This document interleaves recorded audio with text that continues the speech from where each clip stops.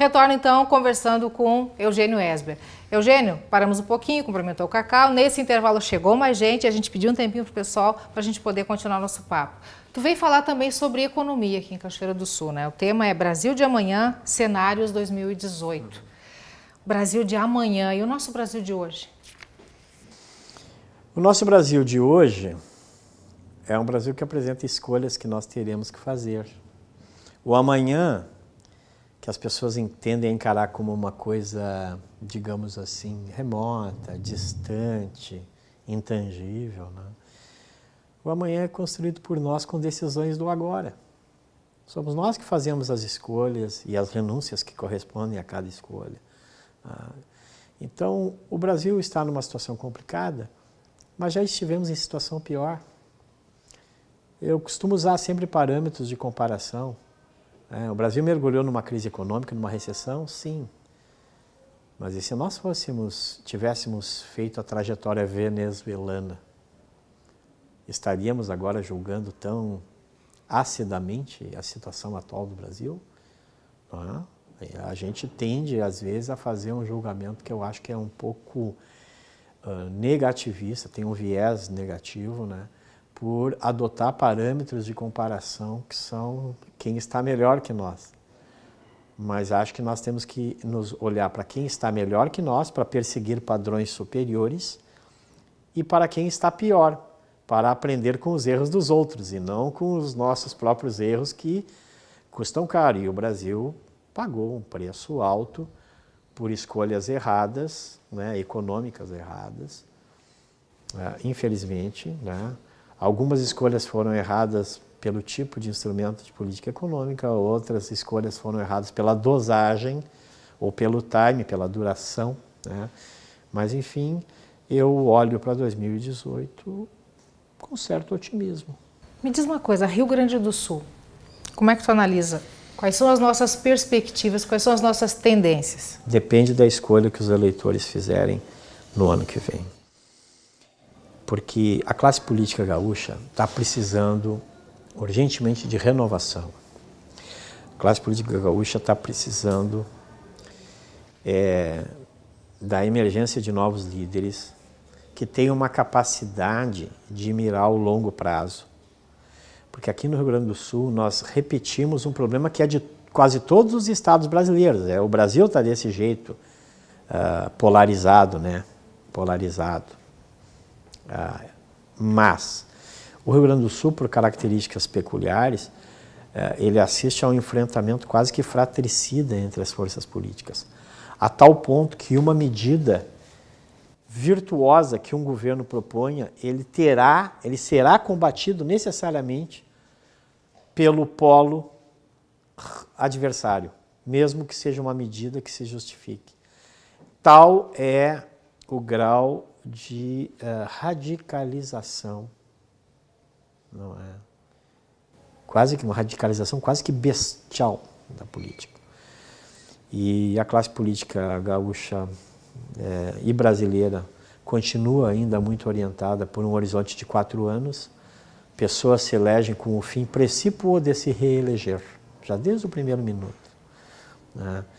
E políticas de Estado são, e quando eu falo Estado, posso falar políticas federais, estaduais, municipais, enfim, políticas de Estado são políticas de longo prazo. E isso pede um entendimento entre as forças políticas.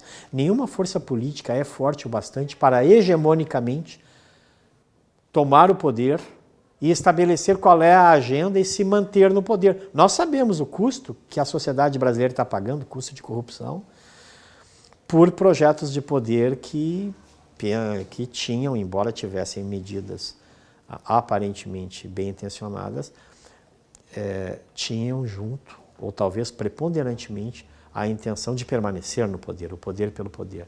Nenhuma força política brasileira pode ter a pretensão de ser hegemônica a tal ponto que prescinda do diálogo com os adversários. Nenhuma. Quanto tempo as forças políticas levarão para perceber isso? Quanto tempo os brasileiros e os gaúchos em particular, nós temos a maior rivalidade clubística aqui, que é o Grenal, né? Quanto tempo nós levaremos para perceber que nós precisamos uns dos outros, né?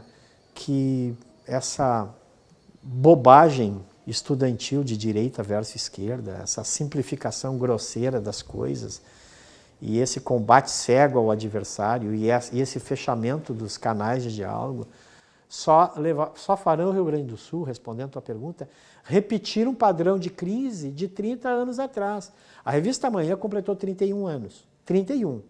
31 anos atrás, sabe qual era a manchete da primeira edição da revista Amanhã?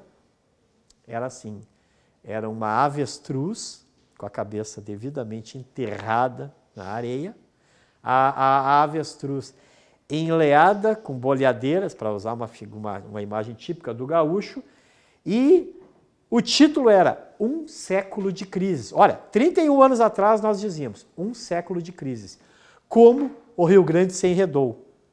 E aí nós contávamos do endividamento, da perda de controle sobre o gasto, né, a indisciplina fiscal, e uma porção de mazelas que continuam hoje a rede tá a mesma capa. Como estão. Então, e hoje eu assisti entrevista de mais um candidato, e eu acho que é simplesmente, é mais do que desapontador, é quase que deprimente a gente ver a capacidade que nós gaúchos temos de repetir, reincidir nos velhos erros.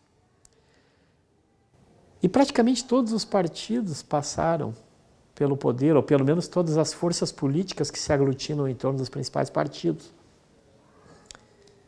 E nada se resolveu. Então está na hora de sentar para conversar e dialogar com números.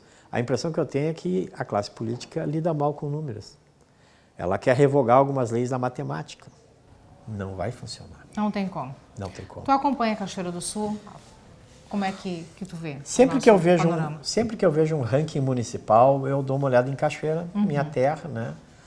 O último dado que eu vi foi do IDESE, o Índice de Desenvolvimento Econômico e Social, que é calculado pela Fundação de Economia e Estatística, ligada à Secretaria de Planejamento do Governo do Rio Grande do Sul. E Cachoeira está no meio da tabela. Para usar uma expressão que o cachoeirense sabe, porque quando um time disputa a Série A, ele fica olhando. Eu quero ficar na primeira página da tabela e não na segunda página, que é aquela que tem o risco do rebaixamento, né? E Cachoeira, ela tá no meio da tabela, passando para a segunda página, né? Vai bem em algumas coisas, né?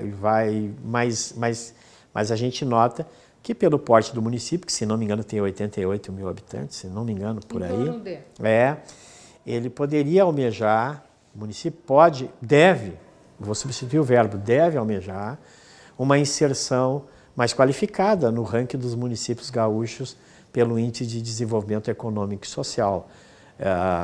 E eu acho que tudo isso começa com uma articulação da comunidade, uma articulação que vai além dos partidos. O problema é que parece que todo o movimento comunitário está capturado por instâncias partidárias que são fragmentadoras e fomentadoras do revanchismo, enfim, e é por isso que se move. Por isso que eu acredito nas novas gerações, nas novas abordagens, porque nós precisamos abrir a janela e deixar entrar uma lufada de ar fresco na nossa Cachoeira do Sul, no nosso Rio Grande do Sul. Sim, sem dúvida. E vou dizer uma coisa, vocês devem estar achando, poxa, esse Eugênio é um candidato, quer concorrer a alguma coisa. Primeiro, eu não vivo em Cachoeira, e quero dizer para vocês o seguinte, que essa entrevista, vocês podem concordar com os meus pontos de vista. Mas a situação é de tal maneira tóxica, que se eu concorresse, e se o povo cachoeirense cometesse a insanidade de votar em mim e me eleger, provavelmente as minhas boas intenções seriam corrompidas, tal qual um computador se corrompe pela entrada de programas bons que entram em contato com coisas ruins. O ambiente da política hoje, ele é tóxico, ele é de captura de pessoas bem intencionadas, em nome de instâncias partidárias, de bandeiras divisionistas. Por isso que eu gosto de viajar, às vezes, pequenas comunidades, onde ainda existe aquela coisa de botar a calçada na rua e as pessoas conversarem. E não serem inimigos, respeitarem a divergência de pensamento, mas não fazer disso trincheiras inexpugnáveis e que não se comunicam. Então, oxigenar tudo isso para Sem dúvida. funcionar como um antivírus? Sem purificar. dúvida. Passar o antivírus, eu acredito na nova geração. A nova geração é o antivírus. A nova geração tem problemas, claro que tem. Tem gente que fala mal da geração Y, que é uma geração que vem aí, a revista, só pensa na carreira, que nunca está satisfeita. Eu digo, olha, essa é uma forma meio já enviesada de olhar. Eu acho que essa meninada que está chegando, eles têm uma visão de mundo descomprometido de velhas estruturas que são quase como viseiras para nós, da nossa geração, né? Nós parece que olhamos o mundo e as pessoas com rótulos, com viseiras, né? Então eu acredito na nova geração. Coisa boa, que tem uma nova geração vindo aí, né? E temos e se esperança, derem né? ouvidos, voz e ouvido a esses jovens, olha, vamos nos surpreender. Coisa boa. Prazer mesmo falar contigo, te conhecer, tá bom? Obrigado. Que tenhamos outras oportunidades, com certeza. Espero ter contribuído. Ficamos por aqui então, esperamos que vocês tenham gostado desse bate-papo e continue com a gente. Daniel Nunes, volto com você no estúdio.